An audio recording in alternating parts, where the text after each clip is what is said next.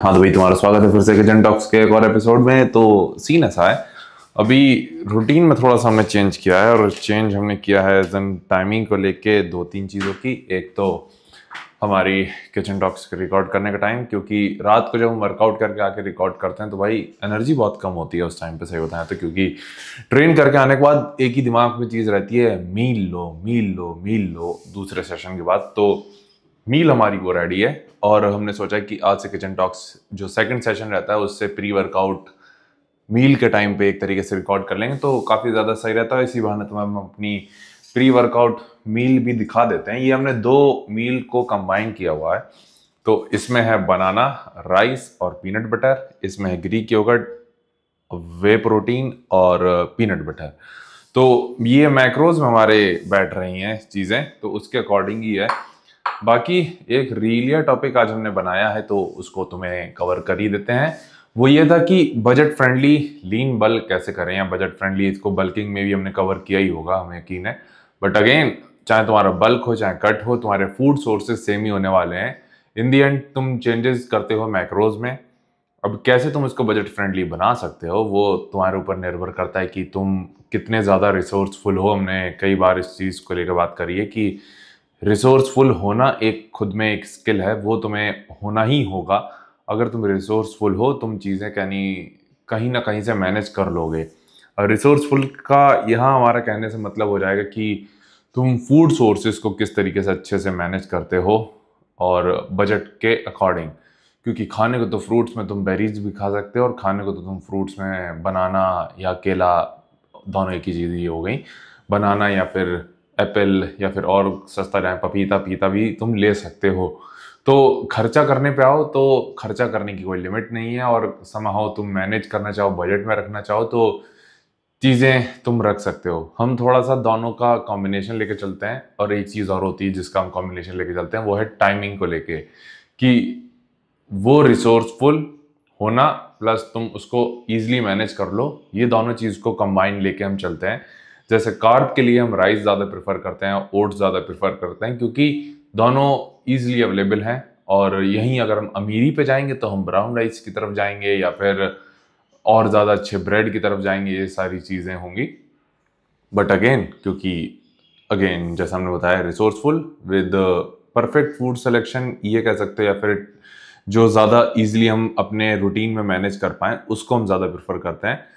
Protein के लिए तुम्हारे पास वेजिटेरियन में जाओ तो तुम्हारे पास अगेन बहुत ज़्यादा अच्छे ऑप्शंस नहीं होते हैं। रियल फूड की हम बात कर रहे हैं। अगर वे प्रोटीन पे जाओगे तो तुम वे प्रोटीन ले सकते हो। बाकी अगेन ये प्रमोशन वाला पार्ट भी तुम कह ही सकते हो, बट ये प्रमोशन नहीं, ये हमारा जन्मसिद्ध अधिकार है, क्योंकि वो हमें स्पॉन्सर करते हैं या फिर हम उनके एथलीट हैं तो, और हमें जेन्युइनली ये शेयर करना भी बनता है।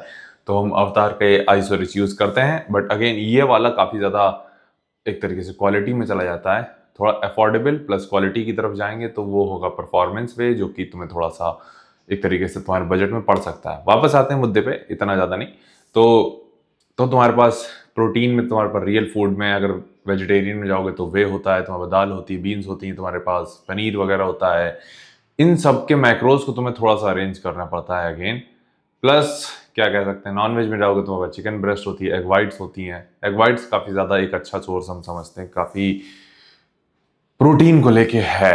ठीक है, वापस आते हैं फिर फैट्स पे। फैट्स पे अगर थोड़ा सा अमीरी की तरफ जाओगे तो तुम्हारे पास भाई फैट्स के लिए पता नहीं, लोग शायद एवोकाडो भी यूज़ करते हैं, बट भाई हमने तो साला कभी वो चखा भी नहीं है एवोकाडो।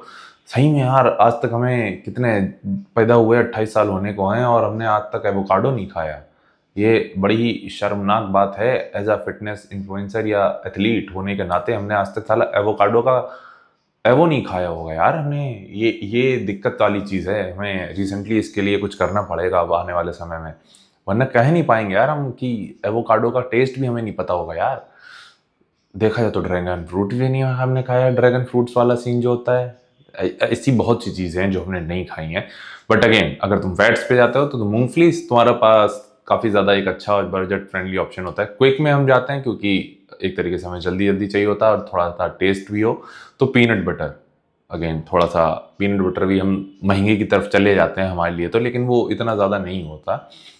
और आलमंड, ये काफ़ी ज़्यादा चीज़ सही है, क्योंकि इसमें नहीं, हमने मेरे ख्याल से सुबह की मील में हम बादाम यूज़ करते हैं 20 ग्राम, तो दिन के 20 ग्राम बादाम है हमारे, तो तुम सोच सकते हो कि चिंदीगिरी पे पूरे आ चुके हैं। तो एनी हाउ तुम इस तरीके से चीज़ें मैनेज कर सकते हो। और अगेन तुम्हारे माइक्रो न्यूट्रिएंट्स के लिए तुम्हारे पास वेजिटेबल्स वगैरह हैं ही है, बनाना है, फ्रूट्स हैं और वेजिटेबल, तो इस तरीके से तुम प्लान कर सकते हो। तुमने हमारी प्रेप की भी मील्स देखी हैं, तुमने हमारा सारी जर्नी देखी है, बल्क की भी देखी है, कट की भी देखी है। कुछ भी स्पेशल नहीं खाना होता, बस प्लान करके खाना होता। वो एक ज़रूरी चीज़ है, या फिर एक स्किल कह सकते हो, जो कि तुम डेवलप करते हो, या फिर एक तरीके से तुम्हारे अंदर वो डेडिकेशन होना चाहिए, तो वो चीज़ ज़रूरी है। बस भाई यही थी पंचायत आज की। बाकी अभी हमें मील लेनी है और वीडियो भी एडिट करनी है। मुंह में पानी आ जाता भाई, अभी भूख है तो वो चिल भी है। बाकी आज तुम वर्कआउट देखोगे, वो था लेग्स डे। अब चीज़ें सही हैं, बस थोड़ा सा हम खुद को, क्योंकि हमने काफ़ी लंबे समय तक लीन देखा है, या फिर बहुत ज़्यादा लीन देखा है एक समय पे, तो अंदर से तुम समझ सकते हो वो चिड़ होती है कि अरे यार मोटे हो गए हैं, वैसा वाला सीन। तो उसको भी हम थोड़ा सा कंट्रोल करने की कोशिश कर रहे हैं। तो वेट तुम्हें सुबह देखने को मिलेगा अगली क्लिप में ही, तो वो तुम देखोगे, पर उसके बाद देखोगे लेग वर्कआउट, वो देख के बताना कैसा लगा। हाँ तो भाई तुम्हारा स्वागत है फिर से सुबह की चर्चा में। तो सीन ऐसा है, आज की चर्चा थोड़ी छोटी होगी सुबह की, लेकिन होगी क्योंकि अभी हम जिम जा रहे हैं, क्योंकि एब्डोमिनल ट्रेन करना है। और हम प्रेफर ये करते हैं कि जिस दिन अगर मान के चलो एब्डोमिनल ट्रेन करना है, जाहिर सी बात है उस दिन जिम जाना पड़ेगा सुबह।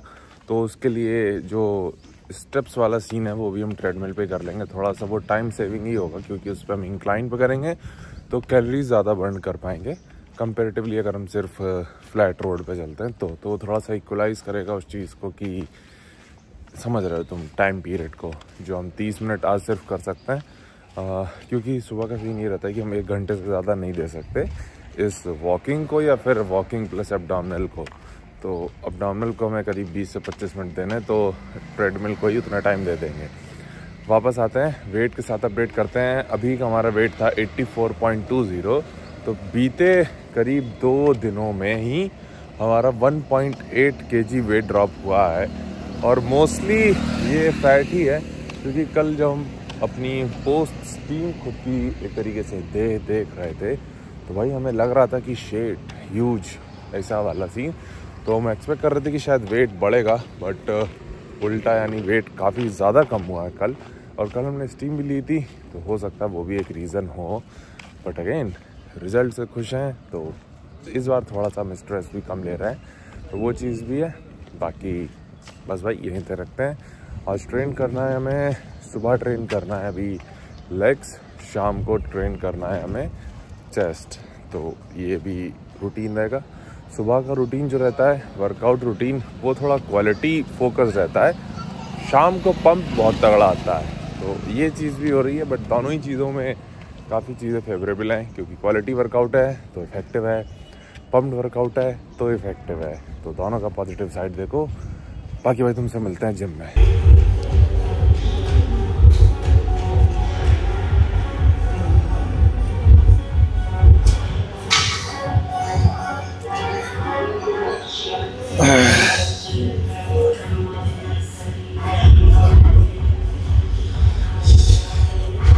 तो सीन ऐसा है कि तुम्हारा स्वागत है पहले लेग्स डे में। अगेन आज फोकस हमें करना है क्वाड्स पे, हालांकि ट्रेन हम ओवरऑल लेग्स करने वाले हैं, बट इधर फोकस हमें क्वाड्स पे करना है, जिसमें 3 मूवमेंट हमारे क्वाड्स फोकस रहने वाले हैं। एक स्मिशिंग स्क्वाट, लेग एक्सटेंशन और लेग प्रेस। उसके अलावा 2 मूवमेंट या 3 मूवमेंट और करना है। एक तो आज हम बहुत टाइम बाद RDL करने के बारे में सोच रहे हैं बारबेल से, तो वो देखते हैं मूव कितना हमारा तब तक बनता है। बट एक मूवमेंट जिससे शुरुआत कर रहे हैं वो है हैमस्ट्रिंग कर्ल। इसका फ़ायदा ये है कि तुम्हारे नीज़ काफ़ी ज़्यादा एक तरीके से मूवमेंट में जाती है, प्लस तुम्हारे हैमस्ट्रिंग काफ़ी ज़्यादा अच्छे से पोजीशन में चले जाते हैं। तो जो इसमें पुशिंग स्क्वाट हम करते हैं, तो उसमें प्रॉपर हम डेप्थ दे पाते हैं इसके लिए। देन 1-2 मूवमेंट और हमें करना है एक्चुअल में। एक तो RDL हो जाएगा, देन बाद में सोचते हैं कि एक मूवमेंट और प्लान कर रहा हूँ, हो सकता है वो ग्लूट्स के लिए ही होगा, और सिंगल लेग हो सकता है। वॉकिंग रेंजेस करें या स्टैंडिंग, वो करें लंजेस, तो वो चीज़ तुम तभी देख पाओगे कि किस तरीके से हमारी स्ट्रेंथ और प्लस एनर्जी बचती है। बट जो मेजर मूवमेंट है वो हमने तुम्हें बता दी है। हाँ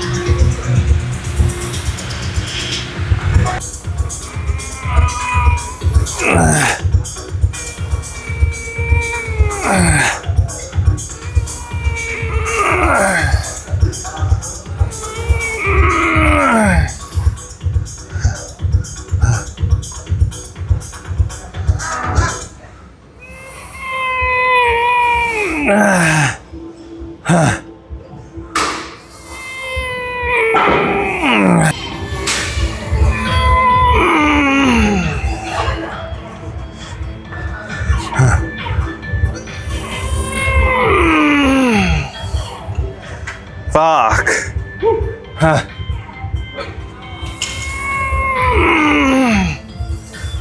Huh. Huh.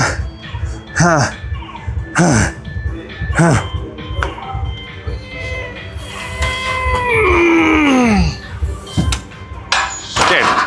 ओके भाई, तो जो दूसरा मोमेंट था वो था स्मिथ मशीन स्क्वाट। पहले 2 सेट काफ़ी ज़्यादा अच्छे थे, तीसरा भी बुरा नहीं कहेंगे, बट एक्सपेक्टेशन से काफ़ी ज़्यादा कम रेप्स लगे।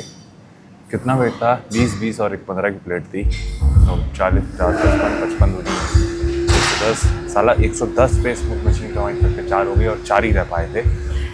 जा सकते थे शायद और ज़्यादा, बट हमें लगा कि नहीं। उसके बाद उसमें हमने वेट ड्रॉप करके 20 से कुछ फेलियर हिट किया था, बट अगेन डिसअपॉइंटमेंट। पहले 2 सेट काफ़ी ज़्यादा अच्छे थे, 20 के जो 2 प्लेट्स के साथ हमने किया था, बट अगेन अगला मूवमेंट जो करना है वो है leg extension.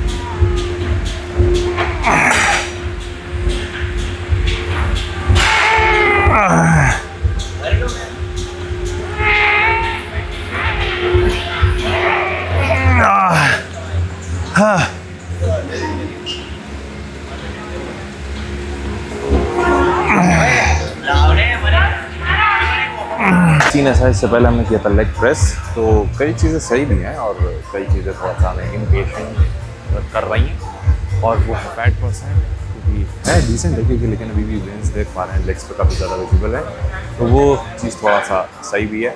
And at the same time हम थोड़ी सी जो एक्सपेक्टेशन खुद से अब रखने लगे वो थोड़ी सी ज़्यादा है, तो इसको विजिबल करने में थोड़ा टाइम लगेगा, और टाइम है अपने पास इस बार, तो कोई जल्दबाजी नहीं। और आखिरी मूवमेंट जो करने वाले हैं वो है RDL।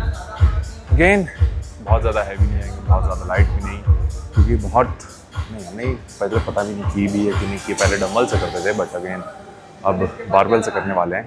थोड़ा सा ग्लूट्स और हैमस्ट्रिंग फोकस, क्योंकि क्वाड्स को 3 मूवमेंट के साथ ट्रेन कर चुके हैं, एंड क्वाड्स हमें नहीं लगता हमारे वीक हैं अभी, मेन सिर्फ पीछे वाला हिस्सा वीक है, तो उस पर थोड़ा सा ज़्यादा फोकस करेंगे। इसके तहत 3 मूवमेंट जो थे आज, 3 क्या 4 ही कहेंगे, क्योंकि स्क्वाट्स में भी तुम्हारे ग्लूट्स इंगेज होते हैं, एंड बाकी के जो 2 मूवमेंट डेडिकेटेड किए थे, एक तुम्हारा 2 ही मूवमेंट, एक तरीके से 2 हैमस्ट्रिंग कर्ल, दूसरा ये है रोमानियन डेडलिफ्ट RDL, ठीक है। तो ये तुम्हारे थोड़ा सा पीछे को, लेग्स के पीछे के हिस्से को ट्रेन करता है या फिर ज़्यादा फोकस करता है।